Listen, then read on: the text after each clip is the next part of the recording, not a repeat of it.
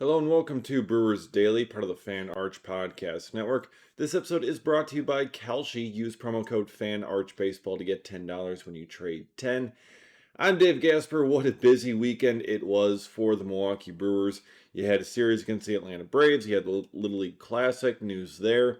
You had news out of the rotation that no one expected. We'll talk about that. And big news out of the minor leagues with one of the Brewers' top AAA affiliates having a fantastic performance. We'll get into that as well. But overall, this weekend series, the Brewers do take 2 out of 3 from the Atlanta Braves here. The Braves leading the NL East, so they're right up there in competition with the Milwaukee Brewers for one of the best records in baseball, and trying to get those first round byes here in the playoffs. So I mean, the Braves are a really really good team, and the Brewers just basically took care of them quite easily throughout this stretch. So the Brewers are now up to 81 wins on the season. They are 81-50, so they have, at the very least, guaranteed themselves a 500 season. So they can't do any worse than that. And my goodness, I hope they do at least a little bit better because woof.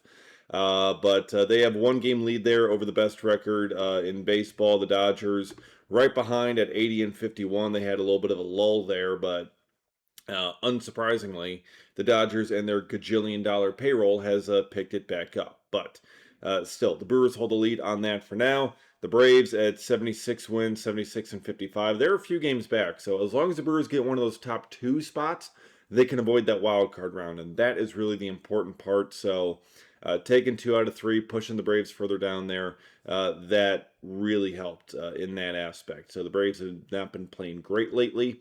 But I mean, the highlight, obviously, Friday when you had Mizorowski versus Chris Sale.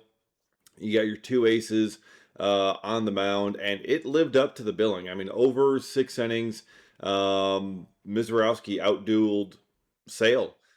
6 shutout innings for Jacob Mizorowski. He did not have his best stuff. He did not have his electric fastball. He was only kind of topping out at around 101. He had one pitch at 103, but other than that, it was all 101s and below for Mizorowski. Wasn't locating his fastball super well, but still able to be effective, scattering only 4 hits. And that's where you see the development side when you don't have the electric stuff, where you don't have everything going for you. Can you still manage to pitch? Can you still manage to make it through an outing and not give up a whole ton of runs? Miz was able to do that. And that is really a key part in his development. Chris Sale also went 6 innings, similar amount of pitches, but he gave up 2 runs. Gave up a couple of runs to the Brewers there in the 3rd inning. And the Brewers took that 2-0 lead. Bullpen did enough to hold it. Antonio Sensatella trying to get through 2 innings, gives up a run, bases loaded, very tough situation. Pat Murphy sticks with him because they're down a couple of guys in the bullpen, and Sensatella gets out of it. He got lucky to get out of it, but he got out of it. And the Brewers end up securing a 2-1 win. It's not surprising at all that that was a 2-1 ball game when it's Mizorowski versus Sale. So that was basically as expected for that one. But Mizorowski gets the win and outduels the veteran, the Cy Young winner, Chris Sale. So that was certainly a huge win for them. And then to be able to do it again and get the win on Saturday, absolutely incredible. And then, because that game on Saturday was in the afternoon, teams had to take a flight out to Pennsylvania to play in the Little League Classic on Sunday. So Sunday night baseball for the Brewers, playing in that Little League Classic. The Brewers do lose in that Little League Classic, so they couldn't quite secure the sweep of the Atlanta Braves. William Contreras came this close to actually getting a walk-off home run in the 9th inning, which would have been incredible, but just died at the warning track somehow. So that was tough scenes. But Shane Drowan, 5 innings, couple of runs. Brewers offense not quite able to get a ton going. And it didn't help, too, that they started, seemingly losing a couple of guys to some injuries. Garrett Mitchell was removed from this game. He got hit right around the wrist area, just above the wrist, I believe, with a pitch on a bunt attempt earlier in the game. So he seemed to be in some severe pain, and he stayed in for a little bit until ultimately Luis Lara came in and replaced him.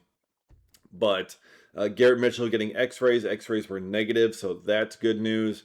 It is just a forearm contusion, just a bruise for him, so he should be able to come back fairly quickly here and not be delayed too much. Because you have that concern every time it happens for Mitchell. Whenever he's in some kind of pain, something happens, hit by a pitch, whatever else, it's like, oh no, not again.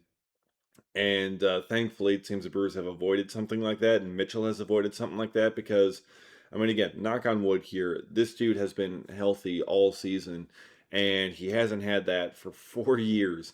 So to get him through the season completely healthy, that is just going to be key number one for him, for this team. Just get through it without having anything catastrophic, anything big coming in later where they have to shut him down or put him on the IL or anything like that. That would just be huge for him, for his confidence, for his career, all of it. But Jake Bauers fouls the ball off his ankle, and he's kind of limping around a little bit. So Andrew Vaughn takes a throw to the dome. He's breaking up a double play, essentially. So, and look, it was kind of a funny moment. And Pat Murphy was on the broadcast talking about it a little bit. He's like, "Hey, yeah, that's exactly what you're supposed to do. You create your own lane, and you got to get there, get in the way of the throw. Sometimes, you take a shot to the head. You take a baseball to the back of the head in order to do it. But that's what you got helmets for. So just kind of skipped off into the outfield, and he was able to make it safely. Brewers weren't really able to capitalize fully on everything there offensively, which is why they ended up losing this game. But still, the Brewers just kind of like just trying to get through this game. I mean, they had a lot of fun at the Little League Classic. All the kids were mesmerized by Mizorowski, which is not a surprise at all. I mean, just with what a star he's turned into, all the 12-year-olds, the 13-year-olds, they're all wanting Miz's autograph. I mean, he's apparently one MLB official said he's the most popular one that has shown up here since Aaron Judge with the Yankees came here a couple of years ago to Williamsport. So, I mean, that's incredible. The popularity that Miz has just around the country, not even just in Milwaukee, but just around the country, around the baseball universe, the popularity of Jacob Mizorowski. It's really kind of cool to see in those kinds of moments like that on that national stage and international stage, really, with the Little League World Series. So, I mean, they were showing him just kind of trying to sit down, and like, Team Japan is like all over him trying to get autographs and things like that. So, it's really something else. But yeah, that was a really cool moment for everyone out there. Brewers being able to play in that, and you get all the stories of when they played Little League and all the different things like that. It was really cool. It was a very fun experience. Just would have been cooler if the Brewers had won the actual game, but can't win them all sometimes in this one. But look, the beauty of baseball is that there's always another game, and you can always trade every single game on Kalshi as you can all season long. And look, this one, and with I forget what we had on Friday, but I think it was Jacob Mizorowski and 10 plus strikeouts, and I don't think he got to 10, but because again he didn't have his best stuff, his most elite stuff, but still, look, we get back on it. There is another day. There's always another day, and that's the beautiful part of it here. So look, Brewers do have a day off here on today, and much needed for them. But looking on Kalshi here, you can trade on a whole bunch of different things. And Brewers, again, currently still sitting here with the best record in baseball, as we're just about a month away from the end of the season. Brewers have a game lead on the Dodgers. Yet still, on Kalshi, the Brewers are the underdog for the best record in baseball at the end of the season. The Dodgers have a 51% chance here on Kalshi. The Brewers at 43% chance to have the best record at the end of the year. So I'm taking the Brewers again here on the best record in baseball. That means a $100 trade currently is paying out $196 with a win. On Kalshi, you're trading against peers in a live market, meaning there's no house, and as the probability changes, you can buy in and out of your position. For a limited time, download the Kalshi app and use promo code FANARCHBASEBALL to get $10 when you trade 10, KALSHI, Kalshi, trade on anything. Okay, the big shocking news of the weekend, the surprise twist that no one was expecting. Brandon Woodruff does not need surgery. Brandon Woodruff is not getting surgery on his shoulder. He had his 4-week follow-up, whatever, with his doctor, with his surgeon, and they said there is remarkable healing here, some unexpected healing with his shoulder. And so, beginning on Wednesday this week, Brandon Woodruff is going to start a throwing progression. And he's going to work on getting back out on the mound. It's going to be a 5-week throwing progression. There are 4 weeks left in the regular season, so that math isn't really mathing necessarily. But still, I mean, this is a remarkable turn of events for a guy who it seemed like was about to retire, the way Pat Murphy made it sound. And for him to be like, look, no, I just need surgery again. And he's just kind of taking his time before going in and having the surgery. And then, yeah, you have the follow up, and oh, he doesn't need it after all. He can start throwing again. Now, granted, he has not thrown a ball in like 6 weeks. So it's going to be a while before they can actually fully build him back up. But you do the 5-week, catch progression, the throwing progression here. I mean, you're obviously going to start small, start short distances, work your way back to long toss, and you can kind of work your way back to throwing off the mound a little bit. And it takes a couple of weeks to get there. But potentially, there is still a possibility of a return this year. Pat Murphy talked about it. He's like, look, there's a very low possibility, but it's a possibility. So why not go after it? Why not chase it here? Brandon Woodruff, same kind of thing. They want to temper expectations. Like, look, we're not saying that he's going to be coming back this year, but there is that possibility, and they are going to get him throwing and see if it's possible. So if it were to be possible, it would have to be like the NLCS or the World Series. It would have to be like later rounds of the postseason, and you're getting him coming back. He would have no rehab assignments because everything else would be done. So you're just kind of doing some live BPs as much as you can and trying to bring him back there and potentially putting him on the roster for those rounds if you get there. And that would be remarkable to have him there. He's, I mean, obviously the most veteran pitcher on this staff and someone that they would love to have out on the mound. But at the same time, I'm kind of curious, would you actually put him in that spot? Because you have to assume everything goes perfectly and smoothly with the throwing progression. And historically, that hasn't really happened with Woodruff. So it's kind of a I'll believe it when I see it situation for him being able to do that. Just based on what he's done in the past.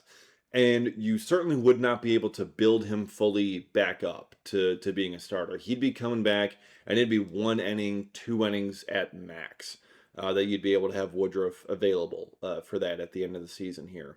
And if you're going to have Woodruff for just 1 inning or 2 innings, as much as you love Woodruff, as much as he's a veteran pitcher and can really help out the squad, when you're in those, because every situation is a high leverage situation in the NLCS and the World Series. Would you rather have Woodruff, who hasn't pitched in a couple of months against actual batters in an actual competition, or would you rather have someone who has been healthy and has been helping your bullpen this entire time? Like what? Like hypothetically, it comes to an NLCS. Would the Brewers prefer to have Brandon Woodruff coming off the shelf like that or a DL Hall? Now, historically, and just name value, you can be like, oh, I'd love to have Brandon Woodruff. I might prefer to have DL Hall at this point coming out of the bullpen. And look, love Woodruff as much as the next guy. Fantastic dude, great clubhouse guy, and just all around great human being. Would love to see him back out there. This is great news for him. But in terms of actually seeing him in the postseason, I'm not convinced it's actually going to end up happening this year. This is, again, generally good news that he can come back and pitch in 2027, because if he had gotten the surgery, 2027 was likely a lost cause. And, I mean, we'll see if the 2027 season even happens. I think it will, but still. And that's good for his career, that he will have the ability to come back. The Brewers aren't going to necessarily rush him back just for a postseason series, although I'm sure they would love to have him in the postseason just with the experience that he's had. But look, we'll see. Again, this is all assuming that the throwing progression and the recovery goes smoothly and perfectly, which historically has not happened for Woodruff very much. But he's gotten quite the break here with his shoulder not needing another surgery. So maybe it can happen again. Maybe this is the break and he will be able to continue to recover smoothly and get back out on the mound. But it is a very intriguing storyline as we get towards the end of the season here, for sure. And will Woodruff be available as we get later on in the year? All right. Finally, here, talking down on the minor leagues, AAA Nashville has thrown a no-hitter. Yeah, that's right. It was a 7-inning no-hitter as part of a doubleheader, so doesn't count, sort of. But I mean, still, they didn't allow any hits. Was not 9 innings, but they did not allow any hits. First time since 2017 for the Nashville Sounds for that. And guess who was a part of it? Everyone's favorite Brewers starter, Brandon Sproat. That's right. Brandon Sproat started this game for the Nashville Sounds. He threw 3 innings of no-hit balls, struck out 5. And then Tate Keener went the final 4 innings, did not allow a hit, only a walk he allowed there. And the Nashville Sounds won 2-0 over the Norfolk Tides. And you also got an incredible play in this one from Tyler Black in left field that secured the no-hitter, jumping up against the wall. Fantastic play. There's always 1 or 2 of those, so that's great to see. But, good for AAA Nashville. Good for Brandon Sproat. Maybe that'll help build his confidence a little bit, because it certainly seemed a bit shaken when he was sent down right around the trade deadline, because he was just not pitching well. And, they might need him down the stretch here. We could still see Brandon Sproat once again later on this season. Could see him in the postseason even. It's a possibility. I might regard that as a higher possibility than Brandon Woodruff at the moment, because again, we'll see if he can actually be healthy enough to pitch in it. I understand why they're trying for it and just kind of see if he can, but it's margin for error is razor thin on that one. So, but good for AAA Nashville. They get a nice big win there. They sweep the doubleheader, and they take game 1 and not allow a single hit. So, love that for them. Great sign for the future Brewers here that are down there in Nashville, and what they can end up bringing going forward. So, overall, very strong, solid weekend for the Crew. And you get the positive news that Brandon Woodruff is on the mend and not needing surgery after all. So we'll continue to keep tabs on that development and how his progression ends up going. And we'll be breaking it all down here on Brewers Daily. So be sure to subscribe and get notified when episodes drop. Follow me on X as well, at dgasper24. I'll have tons of great content over there. Appreciate all of you watching and listening, and we'll see you again next time for another episode of Brewers Daily.